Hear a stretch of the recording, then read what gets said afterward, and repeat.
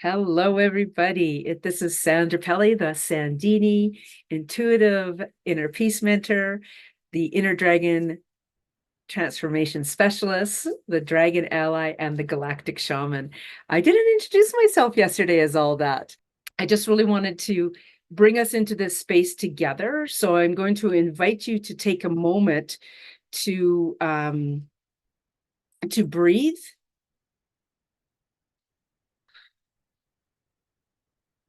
Take a few more breaths. Feel yourself settling into the energy.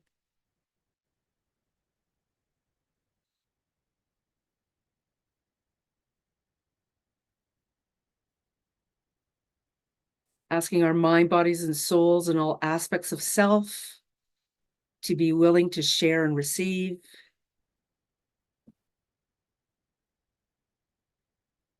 To accept, trust, and believe.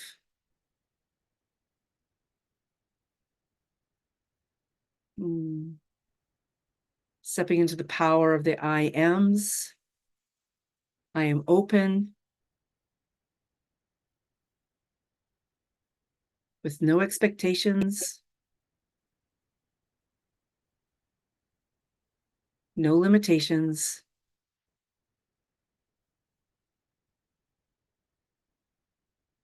And I am creating the outcome. You know what? I'm feeling like the need to love myself today. So I invite you to love yourselves as well. Wrap yourself in a hug and hear my words or repeat them after me to yourself. I am love. I am loved.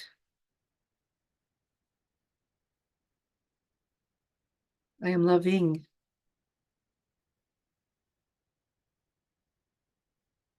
I am lovable.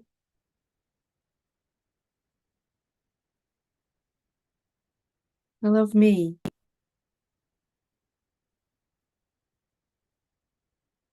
I love myself.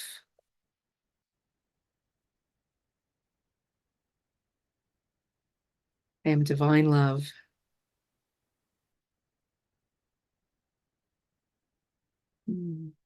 We are divine love.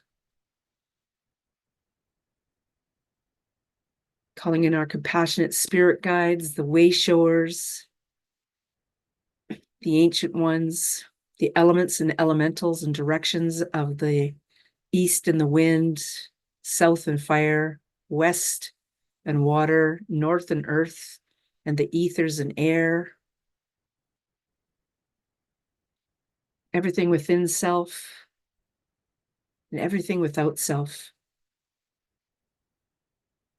Coming together for the highest good, for the most benevolent reasons, and the greatest good of all.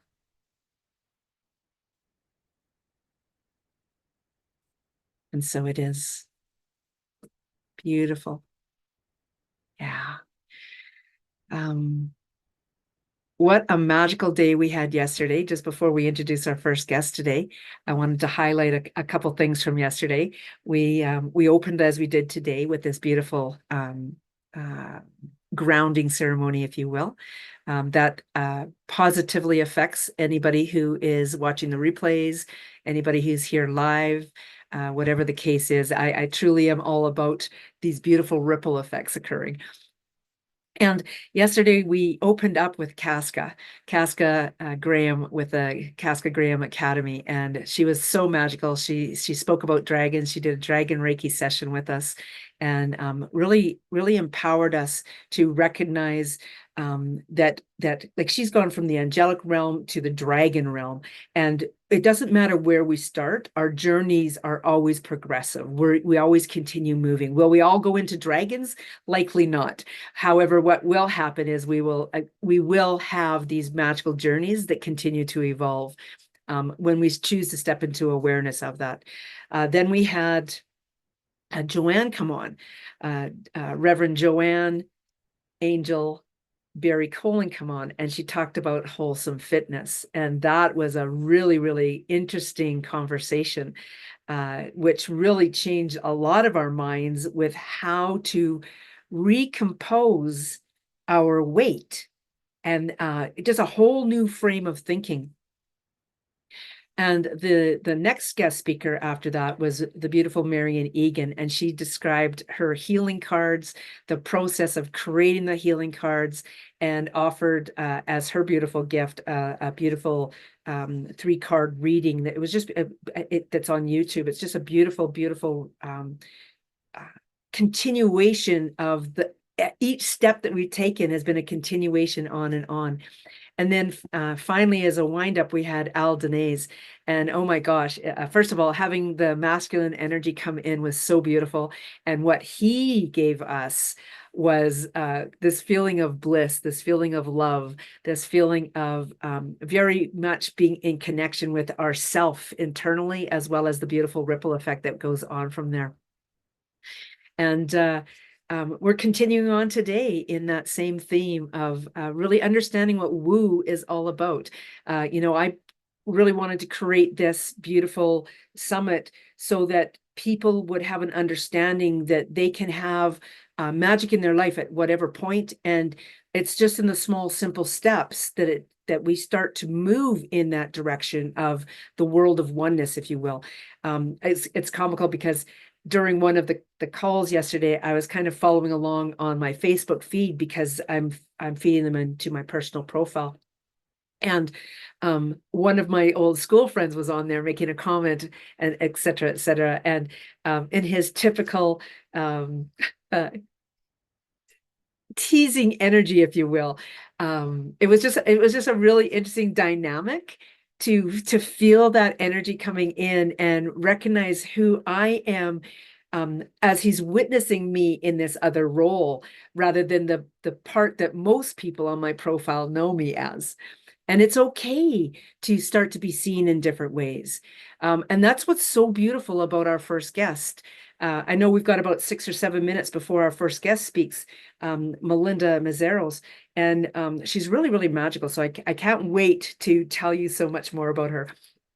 And I know that there's some other things I want to highlight on. We are definitely taking breaks during this. Sometimes the Q&As slide a little bit over into the break. I will let you know when we're having breaks, though, so you have the opportunity to get up and go do something. We do have a lengthier break after lunch today. And also, too, we are having a grand prize for one of the participants. That does not include the guest speakers. It is the participants, okay? And basically what that entails is that you get a point for having registered. You get a point for having shown up. You get a point for being on camera. You get a point for asking a question, all sorts of different things, right? And my beautiful woo tech, Janice, is really keeping an eye on that and the numbers. And we have a couple people kind of in the lead from yesterday. And given what our schedules are like, anybody can win at this point, right? It's a beautiful small token that's been offered from our guest speakers as an appreciation for you guys showing up and being present and being very interactive with us, because it's so powerful to be a part of this and interact together. Okay, so let's have a drink of water.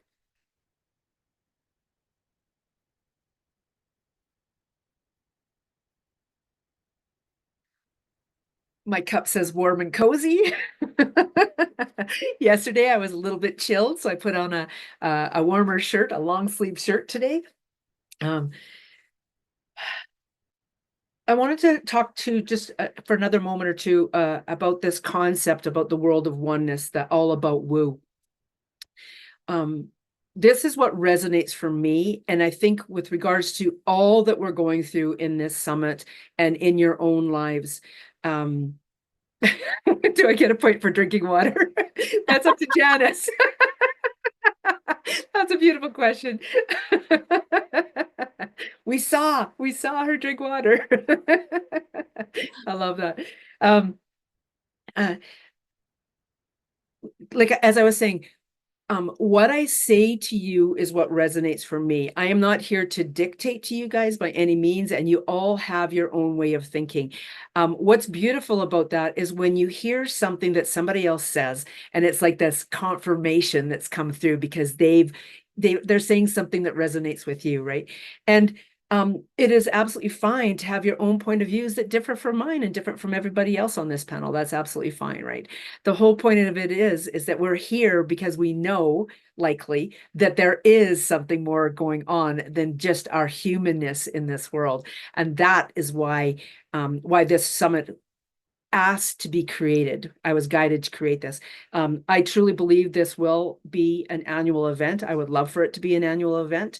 And if you know people or if you are people that would be good as a guest speaker, we invite all into this that have had experiences. And you'll notice that some people feel very comfortable in their way of talking, and for others it's like there's this flow of getting in the swing of things and really starting to be seen in a different way.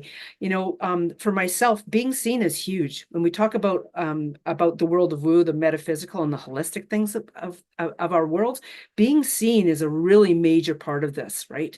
And so with some surprise yesterday, when I went to move this onto my Facebook business profile, I discovered I couldn't. I actually had to put it on my personal profile. So that was like a whole big level for me of being seen in an entirely different way. And they're listening to me right now, my however many friends, possibly.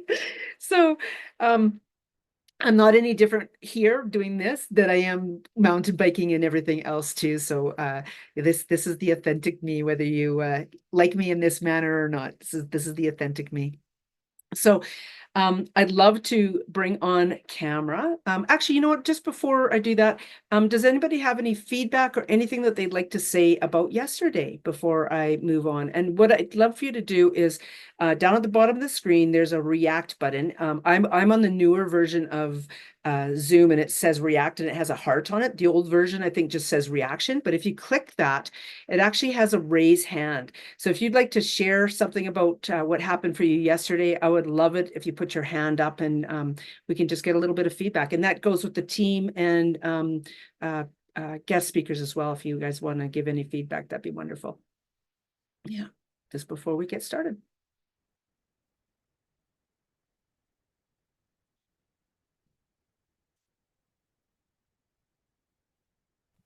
I see a celebration sign on one of the reactions.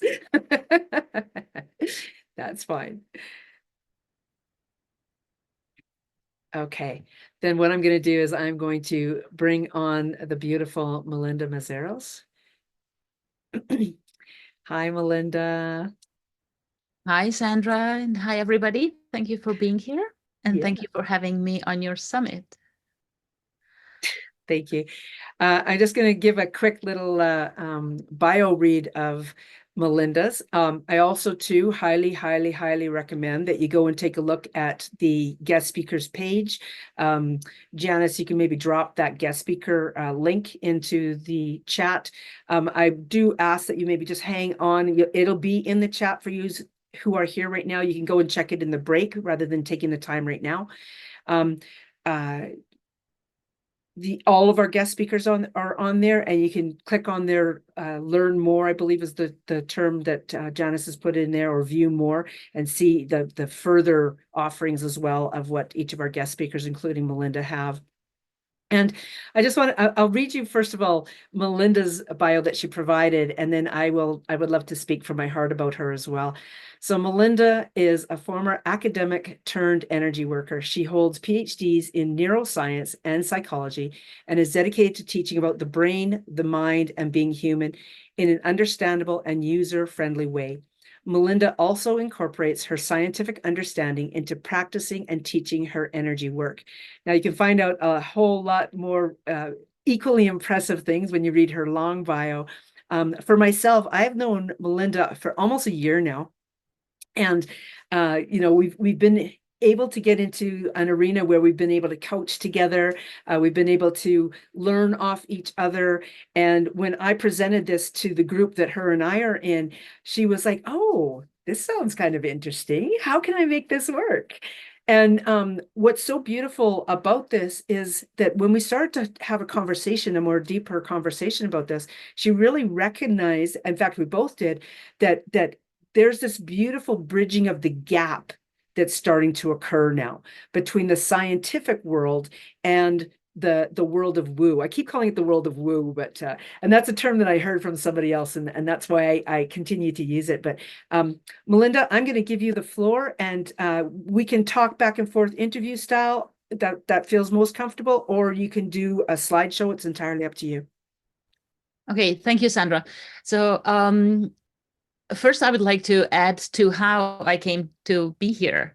So when first Sandra mentioned that she's having this summit, it's all about the woo, I'm thinking, well, as woo as I am in my personal life, the people I work with are non-woo, and the people for whom my business is being created are totally non-woo. I'm like, okay, this is no match. And then in one of, like, it's unfortunate that, I can't really contribute much. And then I'm sitting in one of the meetings and I sense a thought coming in that was not my thought. It came in from the left and it was like, talk about the science of woo. And I popped the question to Sandra and she was very enthusiastic. And so here I am. So I'm very grateful that you were open, and I'm grateful for the thought that it came in. I was very, very cognizant that this didn't come from me, because 2 minutes before I decided this was not for me, right? So universe had another thought. So it was very interesting. So what I was thinking today is to be in line with the topic of the summit.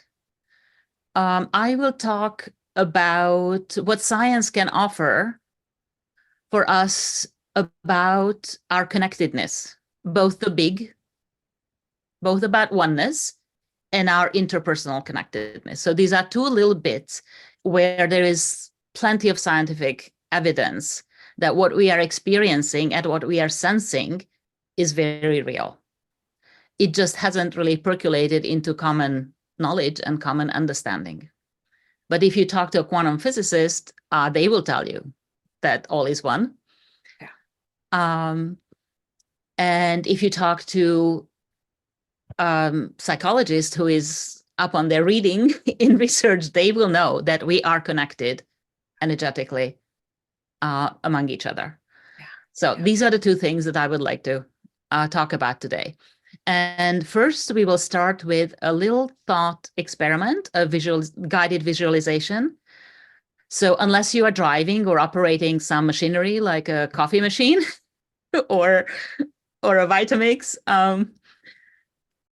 then please don't. But otherwise, please close your eyes. Okay. Now imagine that you are floating in a spacesuit between Earth and the moon, and you are just looking around. You're just hanging out, having a good time, taking in the scenery. And what do you see? Keep that in mind. Now you imagine that you are further out in the universe, out of the solar system. What do you see there? Probably you see more stars, planets, galaxies, right? Now, what do you see in between those objects? What do you see or sense there, right? What is in between the galaxies and the stars and the planets? What is right around you? Okay. So keep that in mind, because I will ask you to share that later.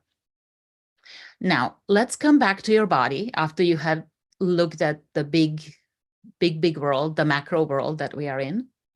Now let's come back to your body and imagine that you have an exceptionally good vision that can see the tiniest of things. It has the ability of a microscope, but it can see far tinier things than a microscope. So with that super duper vision of yours now, let's look into one of your cells. Let's say that it is a skin cell. So when you enter a cell, first you will see organelles, which are the biological machinery that makes cell do things. These are the operating parts of a cell.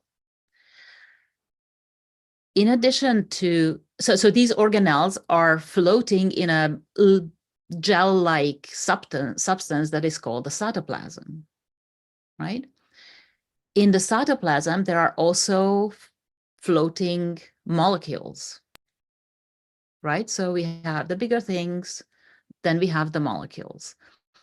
Now let's take a closer look at one of these molecules.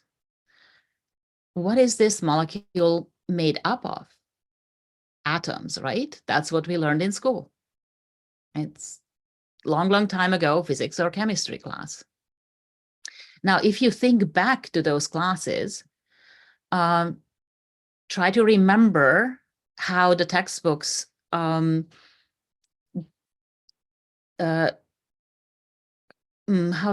demonstrated an atom, how they represented an atom. So there was, in the middle, there was a nucleus, and away from the nucleus, there were electrons zipping around in a circle, in a circle. So that's a pretty typical representation of an atom. Now imagine that you are able to go in between the nucleus and the electrons and hang out there a little bit. Again, look around. What do you see? In one direction, you probably see the nucleus. In another direction, you see the electrons. But what is in between them? What is immediately around you in that, wherever you are hanging out? What is it? Okay, so once you have your idea what is around you and what is in that atom, slowly come back and let's share.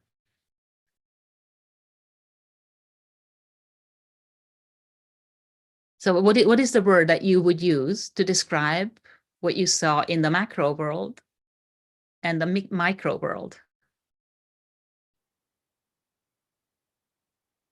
Okay, Phyllis says space. Okay, any other shares? Yes. Sarah says the universe is in every cell. That too. Sandra says space, energy. Yes. All correct answers. So where I wanted to space is, usually people say space, nothing, something along those lines. And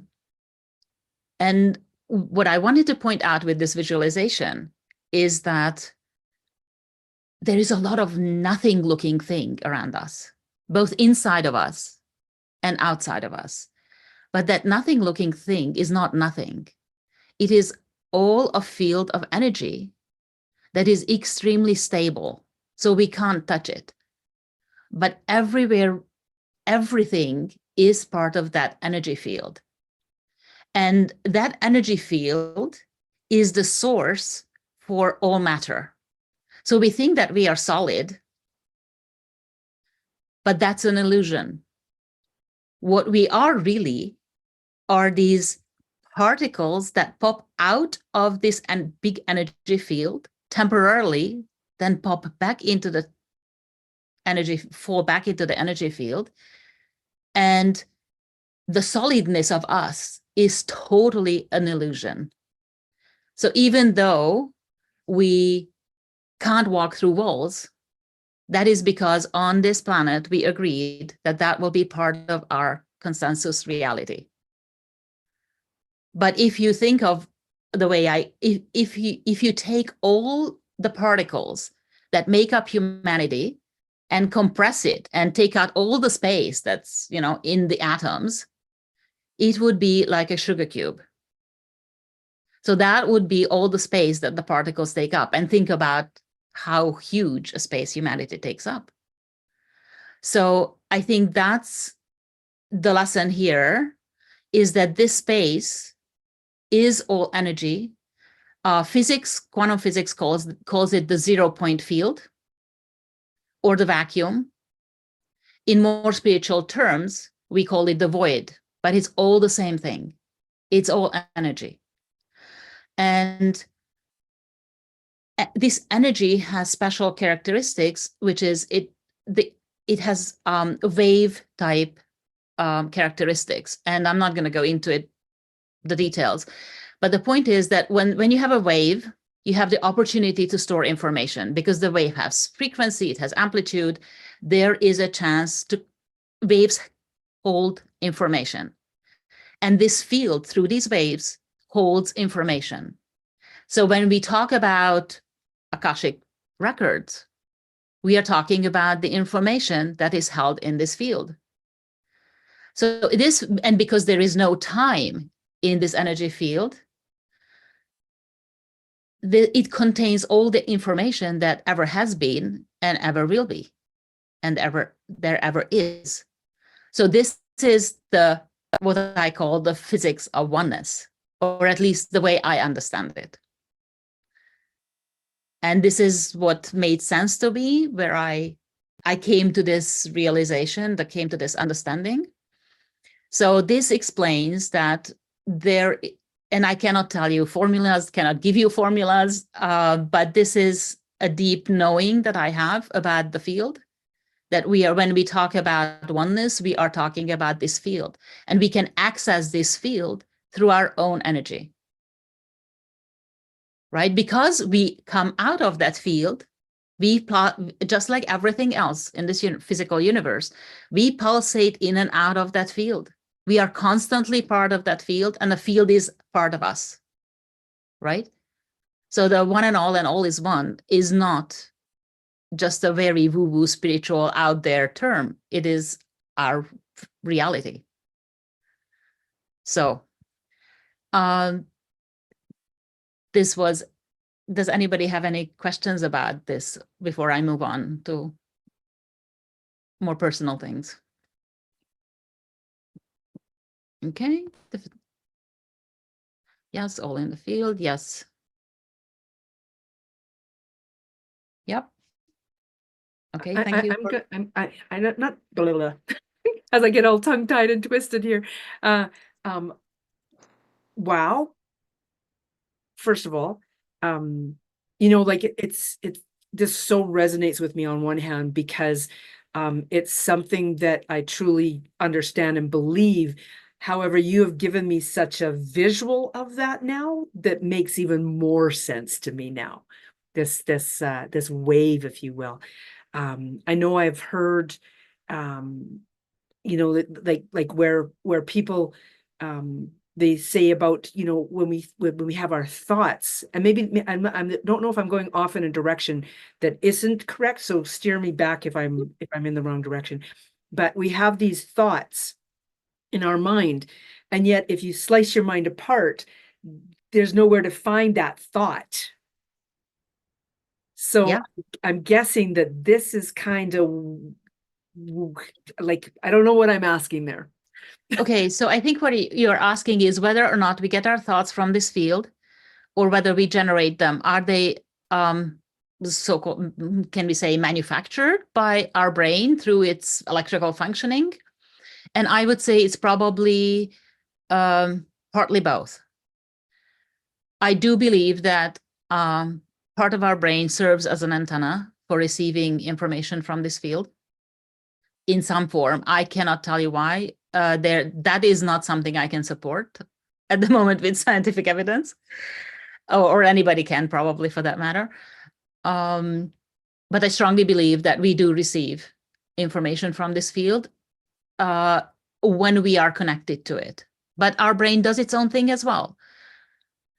And I think part of becoming more spiritual is being able to receive more and embody it in the physical.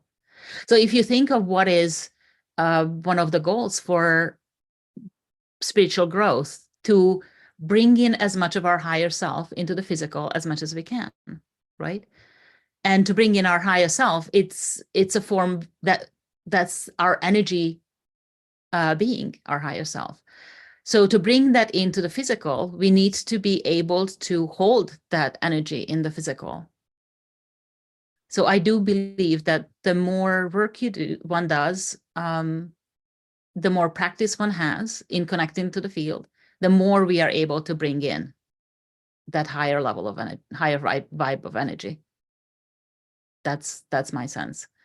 But our brain still does its thing. I mean, we have our egos, and that's fine. Right, Sandra? I just, my mind is just going at 100 miles an hour here right now. Sheila just posted a question that I would love for you to speak of, Okay. and I want to piggyback her question. So I'm going to read that first. Sheila asks, I guess our thoughts always accurately still exist in the field, even if complete brain damage. Now, I love this question because I have this beautiful vision of what the pineal chakra activation could do with regards to coma patients, et cetera, et cetera. So I would love to hear your kind of, I guess, synopsis or what have you of this question. It is guesswork at the moment because nobody knows this, but I would say that yes, all of our thoughts exist in the field and our memories exist in the field accurately. Yes, that would be my gut feeling, my knowing. Nobody's looking. I don't think we have technology or a framework within science to even look at this, let alone the interest to ask from scientists, to be honest, at the moment. Can I But hop I back think in here that's too? what, yeah. I love this conversation and where you're going with this. I love Sheila's question and I love your answer because it also really, like when we think about past lives, when we think about generational things, then this is all of it. Like I mentioned yesterday, and you were here, I believe, for that about someone I know going under hypnosis and discovering a past life, and that the further implications of what it is like living in this lifetime, with the energy still around them of that past life. So what you're saying just makes such entire sense on a whole different level now. This science is meeting it. Science is coming together. And if people who are in like the hypnosis field are now doing past life regression to help people with current life issues, and it comes right back down into the issues in the tissue again as well. Mhm. Holy Dinah. Yeah. Well, so I have two things to add about past lives. So I know somebody very close to me who can tell the wildest stories about past lives with great detail. Any one of them would make great movie, as in real, like movie, Hollywood movie.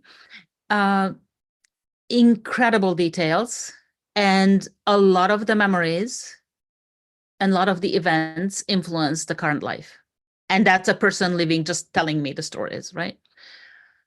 But in my work, in my energy work, I do work with past lives very, very often, not just single lives, but also patterns that followed people throughout lives. It's very much part of the par for the technique that I do.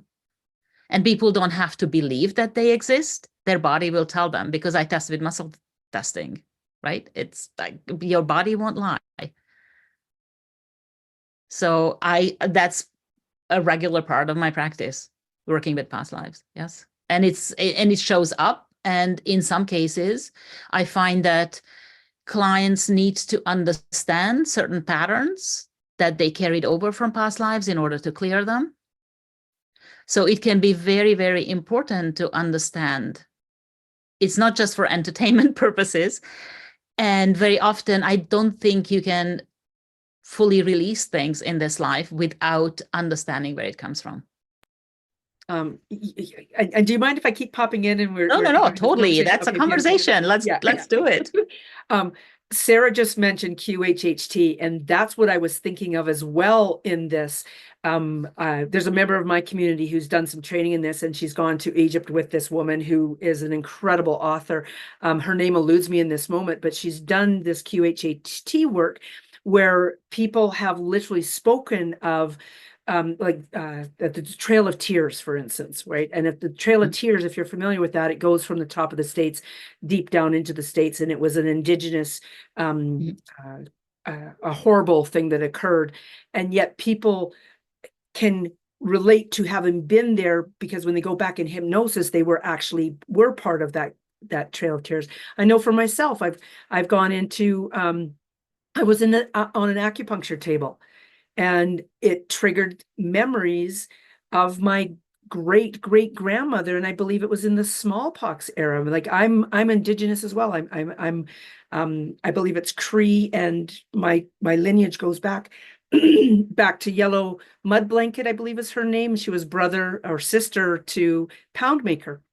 And so, just all of this history, like you are just, you're flinging the doors open for us here right now. Wow. Yeah. And so what I find fascinating is that, for example, in one of the memories of the person that I'm talking about, who has these many stories from past lives, for example, one of the lives has an effect in the current physical body. And for many years, it was a very hard life to work with, because it was so profound. It left a profound impact on the person. And they suffered an injury in that life. They lost all 4 limbs. And many times in this life, they feel where the limbs were cut off. So it's fascinating that that level of energy can carry over. And I'm seeing that that's kind of an extreme level of remembering. But I think it's totally, for me, it's totally normal that people remember past lives and that they exist. Okay, you know what? And I love this, and I'm going to go off in another direction again. So thank you for your patience, because the whole purpose of the All About Woo Summit is so that people can start to understand that the things that they're experiencing, or the things that they're witnessing other people experience, are it's okay. It's okay, Yeah. right? I had a client come to me who she kept having issues with her foot. Well, when we did some energetic work with her, we discovered that her big toe, I got this glimpse, and I'm like, is it okay if I say something to you? And she's like, yeah. And basically what it came down to is she had tripped in like 435. That was the year. She had tripped over a rock, she being a man in that time, and it had saved her life, because this big group of horse-ridden people, or people riding horses, I guess the horses would ride the people. They were literally destroying everything in the path, and him tripping in that lifetime had saved their life. And now coming back into this lifetime, doing the work on that energy, that issue in the tissue that was talked about yesterday. Wow. Yeah. So it's interesting to look into the issues in the tissues, not only from this life's perspective, but also what else can be hidden there. Mm-hmm. Yeah, very much so. So the second topic I wanted to talk about was how we connect personally. So there is a lot of evidence that when people interact in a social setting, their brain waves actually synchronize. And there is a term for that in psychology. It is called interpersonal brain synchrony, or interbrain synchrony. There is evidence for that from EEG, which is the kind of recording where people have electrodes on their skull, and it records the electrical activity of the brain. And if the two people do the same activity, say they play in an orchestra, or play a game together in sports, for example, or just have a very heartful conversation, their brainwaves will synchronize. And because EEG is not very precise, there is not really a way of saying what parts of the brain or where or how it happens, but the evidence that it happens is substantial.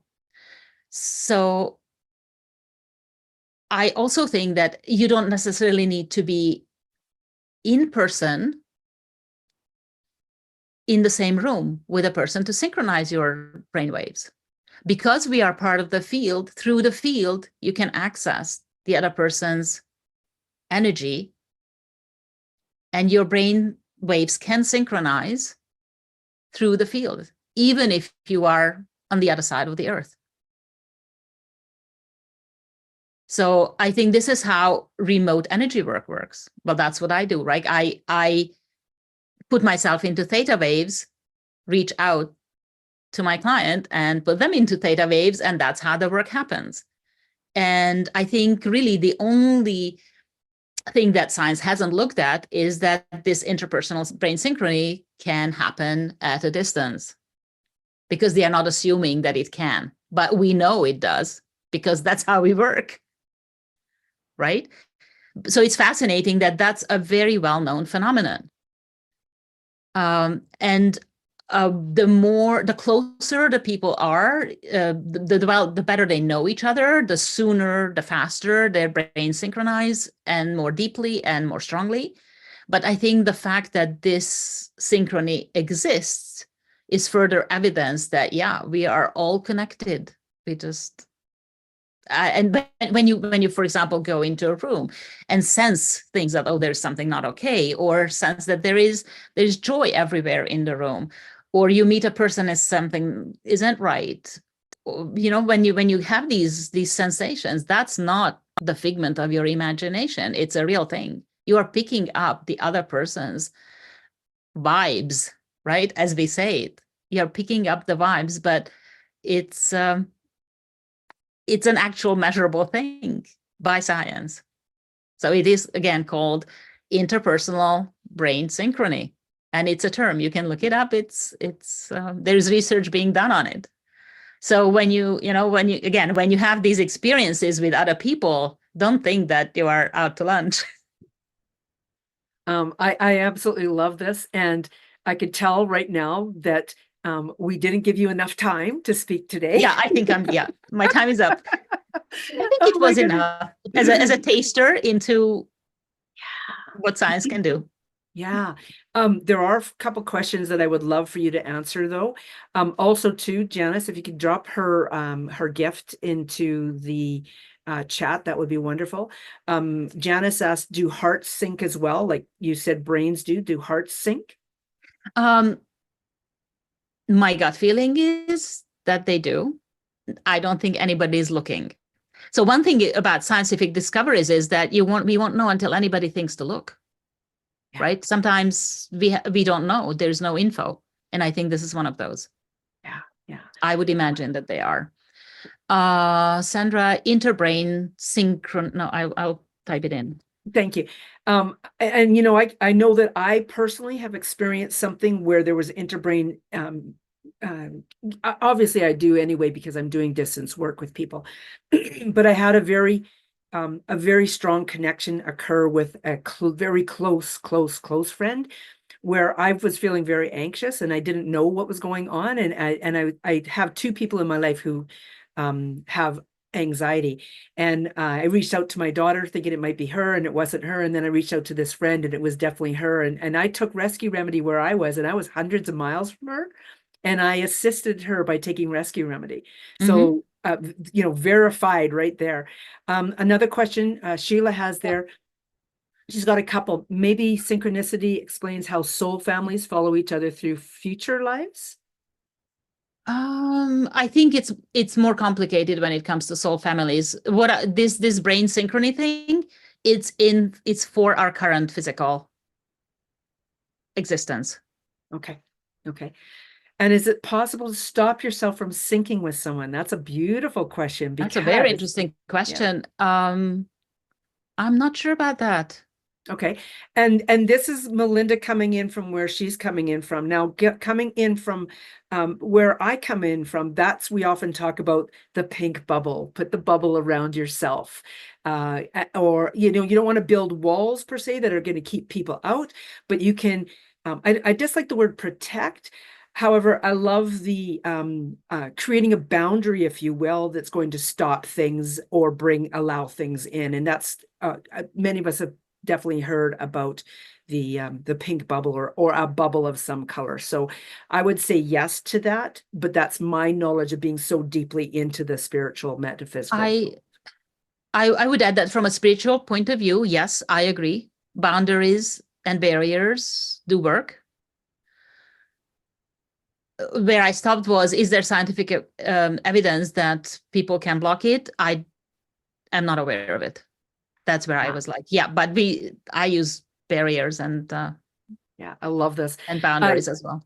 So we're going to keep talking for a couple more minutes, you guys. Next guest speaker's in about 14 minutes. So this is technically a break. Feel free to hop, go somewhere and have a drink of water or whatever, or go freshen up, whatever the case is. Melinda and I will just carry on the conversation for another few moments. You saw that her gift is in the chat. I'll add that again in case anybody's just joining us now. And I wanted to say that if anybody's heard of the name Charlie Goldsmith, this is a man who had a major incident happen to himself. I'm not sure at what age. It was definitely a young adult. It wasn't a teenager. I believe he was a young adult. He's now in his 30s, and he is making great strides with the scientific world to prove these things that Melinda has brought to us today, in that he's showing, like, through the brainwave activity, that distance work is actually happening, that all these bits and pieces are happening at a whole different level, that we can start to accept them at the scientific world as well. Yeah. Any other questions for Melinda? Any comments about what you've heard? Go ahead, Sheila. So Melinda, if you were to do an experiment that would perhaps show how to stop yourself with syncing with someone, what would you come up with? Oh, it would be the same setup, either EEG or functional MRI. These are the two techniques that they are using currently.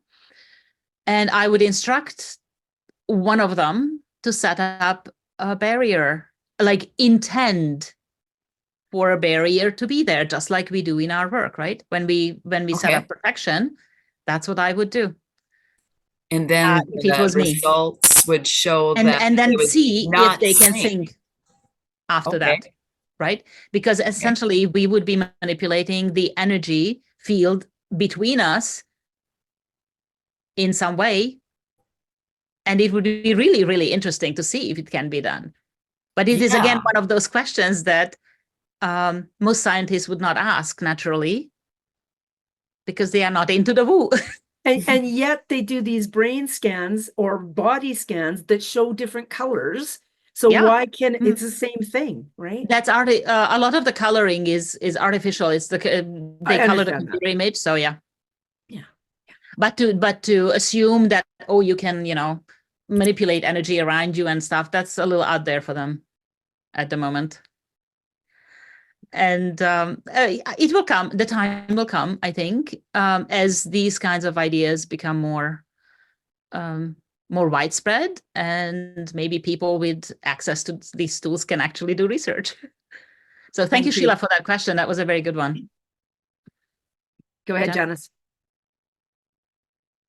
I was just watching an episode on superhumans, and they were doing experiments where they gave the woman a bit of training, and then because they'd done a lot of this research over the years, because I guess the US was worried about the Russians getting this technology and type of thing. So one person went out into the field and they interacted with objects and stuff out there, and the other person inside the building was to record visions or things. And it was amazing how accurate she was in connecting with her and the objects. But then the woman out in the field decided, can I block her from receiving? And so she just physically sat there and focused on blocking her. And that's when the woman inside said, I'm not getting anything else. I think it's ended. Cool. Yeah, so it confirms what we are assuming. Yeah. Cool. Thank you. I mean, honestly, remote viewing, if somebody knew that they were being remote viewed, they could probably set up barriers to that. Melinda, we will definitely need to seriously consider having you back. Thank you so much.